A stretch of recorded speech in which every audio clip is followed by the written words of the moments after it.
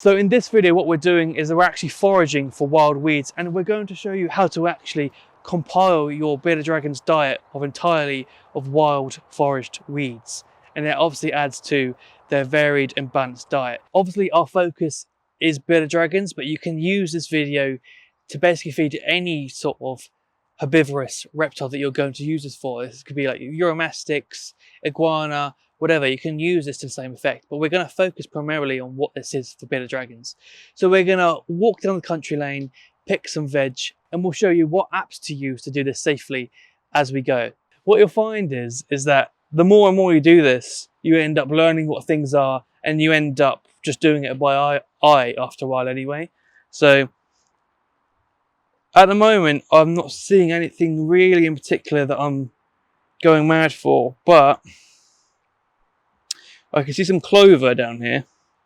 So I'll record my screen.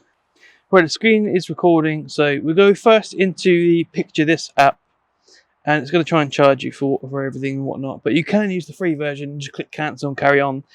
But what you want to do is get down and take a picture of what it is that you're trying to identify.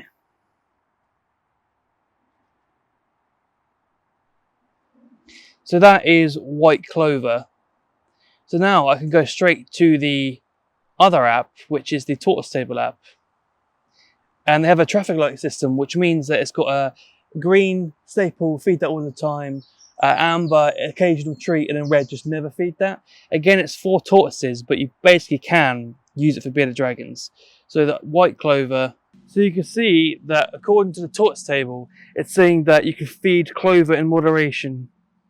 And the reason before that is, in the description it says that it can, if damaged by frost or wind damage, develop cyanogenic compounds. And this can cause photosensitive reactions in animals.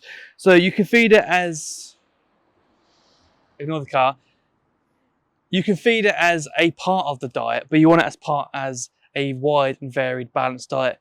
But due to the nature of what we're doing and picking different weeds, the sheer variety of what you'll find means that you'll end up with this really diverse diet anyway. I feel like we're being judged. I feel the judgment. I don't like it. So we'll carry on walking and we'll see what other bits and bobs. So again, here we've got dandelion. I'll show the premise of both the apps in conjunction with each other. What you can do on this app as well is that you can add it to your garden.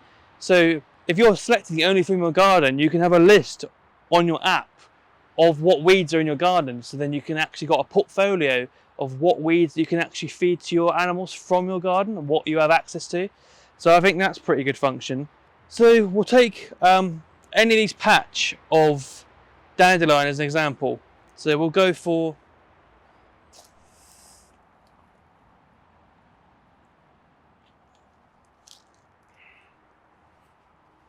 so this comes up as common dandelion, and again, take dandelion straight to your tortoise table app and search for dandelion.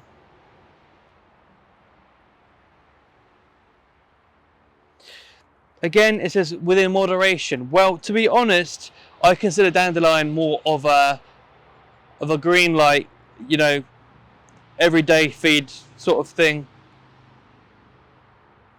It says they can be quite high in oxalates, with the older leaves having the highest content. So if you're concerned with oxalates, you could basically prioritize selecting the younger shoots of dandelions, the younger leaves. And same again here, we've got broadleaf plantain. Again, once you do it for a while, you actually know what it is. So if you come around here and actually look at what we're looking at, we've got the broad leaves, well, the broad leaves of the broadleaf plantain. Of course it's broad.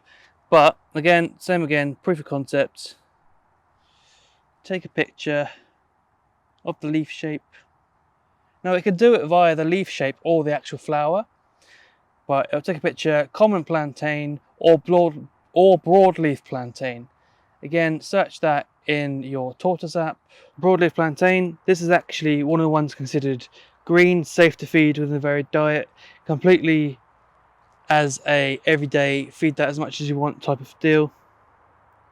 The flower and the plant is edible, And just a little bit of information, good tortoise fodder as part of a mixed diet.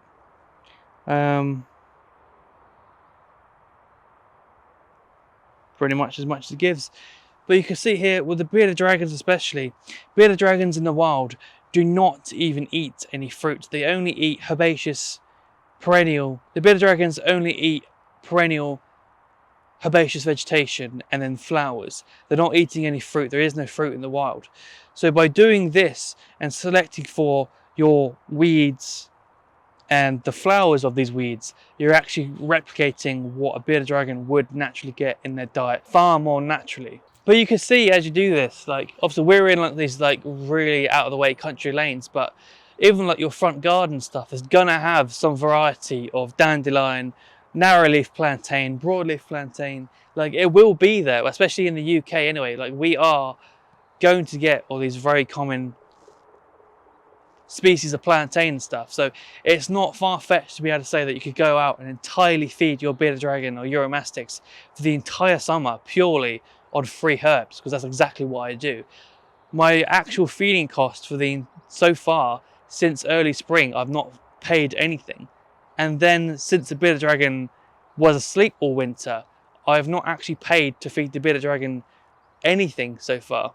So you can, if you have the time and space available, completely compose your bearded dragon's diet entirely of these wild weeds, essentially. Don't actually know what this is, but I'm going to scan it.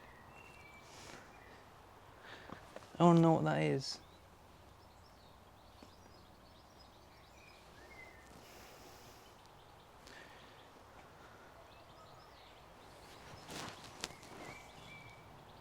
It says it's Pyrenees butterbur or sweet scented coltsfoot. I've never heard of that, but we'll Hadizits pyrenaicus. Butterbur. Right, I'll search that in the tortoise table and we'll see how that goes. Nope. It says absolutely not. Red, it's toxic. It says it will damage the liver, so avoid feeding this to tortoises. So that's why you have to check on the app until you absolutely know what you're looking at by eye. Don't do this unless you're going to actually go through and check with the app and do this properly. There's no point in just picking every green thing you see, otherwise you can end up doing some real damage to your reptile. So don't take it lightly and do it properly with both the apps that we've shown you. There's a lot of ivy on the floor, which is not useful. And again, all this butterbur stuff that isn't useful. I think you can feed nettles as well, but also at the same time, like who wants to actually collect nettle, which is why I typically avoid it. It's got nettle down as amber, which means again, feed it in moderation in a varied diet. The flowers and the actual leaves can be fed. Only offer young leaves, as older leaves store a substance that can irritate the kidneys.